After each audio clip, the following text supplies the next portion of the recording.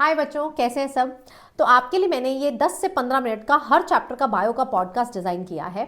इस पॉडकास्ट का फ़ायदा ये है कि इतना बड़ा चैप्टर को आप उसके सारे इंपॉर्टेंट पॉइंट्स इस 10 से 15 मिनट में जान लेंगे। एंड इस पॉडकास्ट में जब जब इंपॉर्टेंट टर्म्स आपके पास आती जाएंगी, तब आप उस टॉपिक को ना एक्टिवली रिकॉल करना, आप देखना कि उस टॉपिक में कौन सा प्रोसेस था, कौन सा डायग्राम था।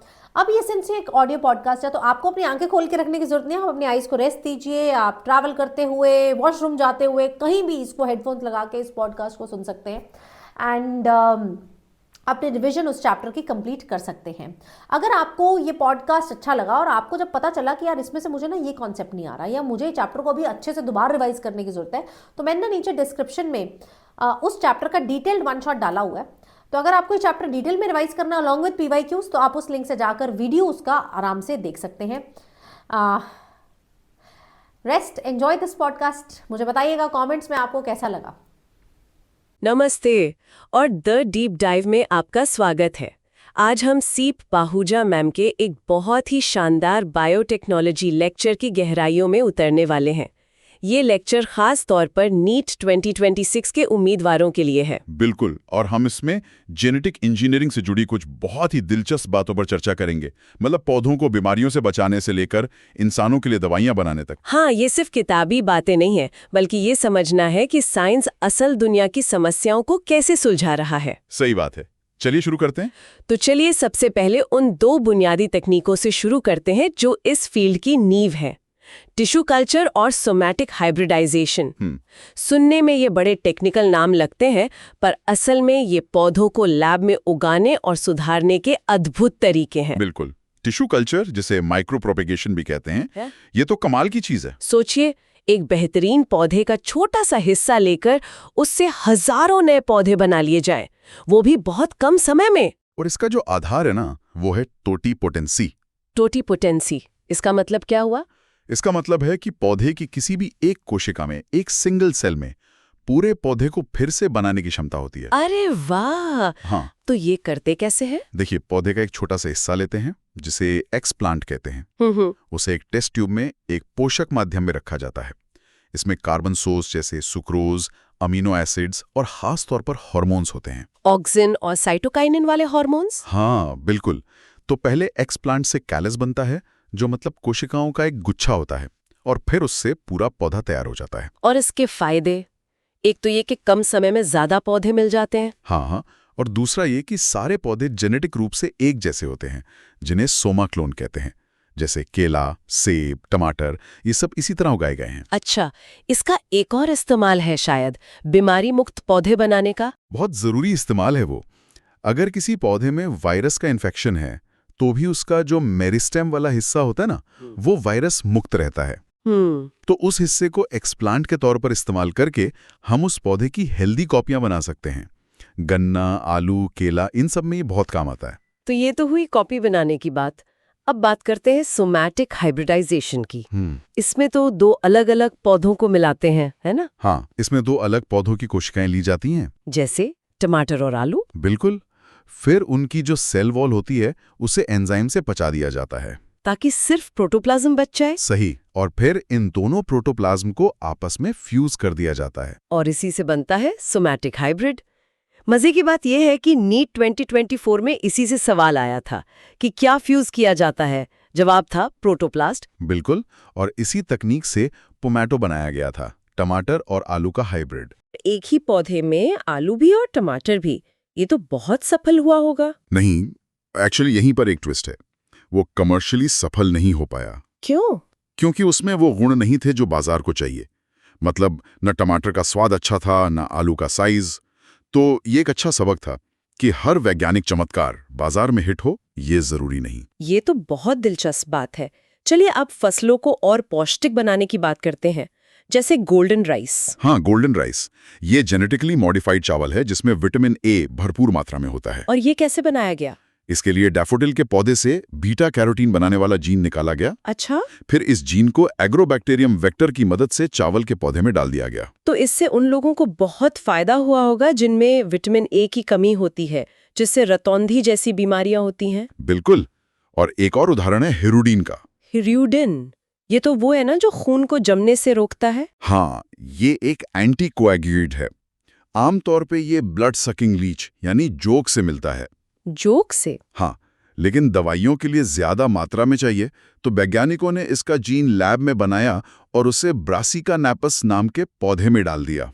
मतलब अब ये पौधा हिरुडिन बनाता है? बिल्कुल। अब इस पौधे के बीजों से हिरुडिन निकाला जाता है। पौधे एक तरह से बायोफैक्ट्री बन गए हैं। ये तो कमाल है।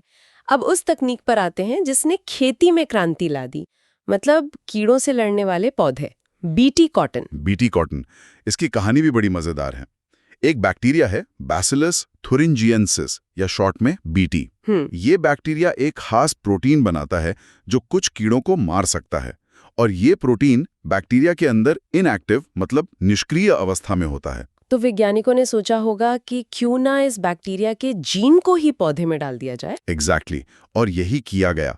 अब जब कोई कीड़ा जैसे कॉटन बॉलवॉर्म इस पौधे को खाता है तो वो निष्क्रिय प्रोटीन कीड़े के पेट में चला जाता है। हाँ, और कीड़े के पेट में होता है अल्कलाइन पीएच। अच्छा। इस पीएच की वजह से वो प्रोटीन एक्टिव हो जाता है और जहर बन जाता है। और फिर वो एक्टिव प्रोटीन कीड़े की आंत में छेद कर देता है, जिससे कीड़े की मौत हो जाती है। तो पौधे के पास अब अपना खुद का कीटनाशक है। बिल्कुल, और इस प्रोटीन को बनाने वाले जीन को क्राइजीन कहते हैं। अलग अलग कीड़ों के लिए अलग अलग क्राइजीन होते हैं। हाँ, जैसे क्राई1AC और क्राई2AB कॉटन बॉलवॉर्म के लिए और क्राई1AB कॉर्न बोरर के लिए। अभी तक हम जीन जोड़ने की बात कर रहे थे, लेकिन क्या हम किसी जीन को बंद या टुब भी करा सकते हैं? हाँ, बिल्कुल करा सकते हैं, और यहीं पर आरएनए इंटरफेरेंस या आरएनएआई तकनीक काम आती है। Gene silencing? हाँ, जीन साइलेंसिंग ये सभी यूकैरियोटिक जीवों में एक नेचुरल सुरक्षा प्रणाली है।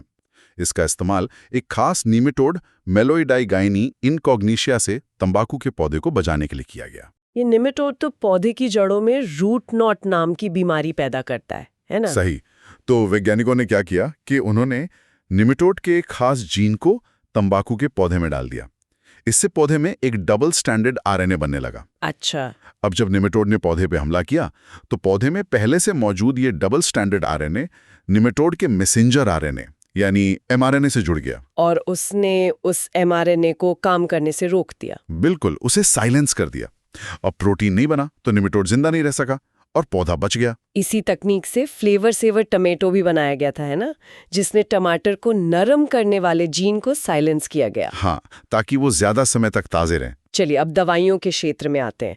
बायोटेक्नोलॉजी का यहाँ भी बहुत बड़ा योगदान है। अभूतपूर्व योगदान है। आज हमारे पास लगभग 30 रिकॉम्बिनेंट दवाइयां हैं, जिनमें से 12 भारत में उपलब्ध हैं। और सबसे बड़ा उदाहरण है इंसुलिन का। पहले तो डायबिटीज के मरीजों को गाय या सुअर से निकाला गया इंसुलिन देते थे। वैसे हाँ, और उसे कुछ लोगों को एलर्जी हो जाती थी। तो जेनेटिक इंजीनियरिंग से ये कैसे बदला? देखिए, इंसुलिन में 2 चेन होती है, ए और बी। शरीर में ये प्रो इंसुलिन के रूप में बनता है, जिसमें एक एक्स्ट्रा सी चेन होती है। एक्टिव होने के लिए सी चेन को हटाना पड़ता है, जो कि लैब में करना मुश्किल था। बहुत मुश्किल। तो एली लिली नाम की एक अमेरिकी कंपनी ने 1983 में कमाल का काम किया। उन्होंने ए और बी चेन बनाने वाले डीएनए सीक्वेंस को अलग अलग ई कोलाई बैक्टीरिया में डाल दिया। अच्छा, अलग अलग? हाँ, तो एक बैक्टीरिया ए चेन बना रहा था, दूसरा बी चेन। बाद में इन दोनों चेन्स को निकालकर डाइसल्फाइड बॉन्ड से जोड़ दिया और तैयार हो गया ह्यूमन इंसुलिन, ह्यूमिलिन। ये तो बहुत बड़ी कामयाबी थी। बिल्कुल। और जीन थेरेपी, ये तो किसी साइंस फिक्शन फिल्म जैसा लगता है। बिल्कुल।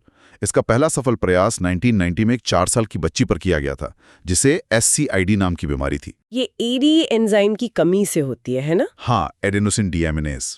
तो डॉक्टरों ने क्या किया, बच्ची के शरीर से लिम्फोसाइट्स निकाले, उनमें लैब में ADA का सही जीन डाला और फिर उन लिम्फोसाइट्स को वापस बच्ची के शरीर में डाल दिया। पर ये स्थायी इलाज नहीं था। नहीं था, क्योंकि लिम्फोसाइट्स की उम्र सीमित होती है, तो ये बार बार करना पड़ता था। तो स्थायी इलाज क्या है? स्थायी इलाज तभी संभव है जब ये जीन थेरेपी भ्रूण अवस्था मतलब एम्ब्रियोनिक स्टेज में की जाए। अच्छा, इलाज के अलावा बीमारियों का जल्दी पता लगाने में भी बायोटेक्नोलॉजी ने मदद की है। बहुत ज्यादा। PCR और एलाइजा जैसी तकनीकें ये गेम चेंजर हैं। PCR यानी पॉलीमरेज चेन रिएक्शन। हाँ, आप इसे एक जेनेटिक फोटोकॉपी मशीन समझ सकते हैं।